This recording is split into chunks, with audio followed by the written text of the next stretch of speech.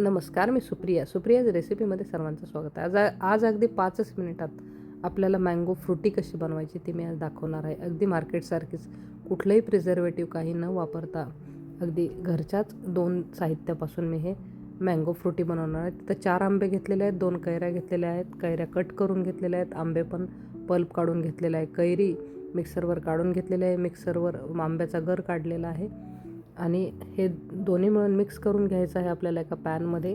त्याला आपल्याला 5 ते 10 मिनिट शिजवून घ्यायचं आहे. साखर टाकायची आहे आपल्याला आणि हा जो पल्प आहे हा व्यवस्थित अशा पद्धतीनं गाळून घ्यायचा आहे. आणि बघू शकता ही mango Frooti same to same मार्केटसारखी बनते. तर याच्यामध्ये थोडासा लिंबाचा रस पिळलेला आहे आणि व्यवस्थित अशा पद्धतीने थंड पाणी याच्यामध्ये ॲड करून घ्यायचं आहे. टेस्ट बघूनच आपल्याला पाणी ॲड करायचं आहे. खूप पाणी घातलं तर हे पानसट होते. थोडासा बर्फ घालून हे सर्व करायचं आहे. डिटेल रेसिपी डिस्क्रिप्शन बॉक्समध्ये देत आहे.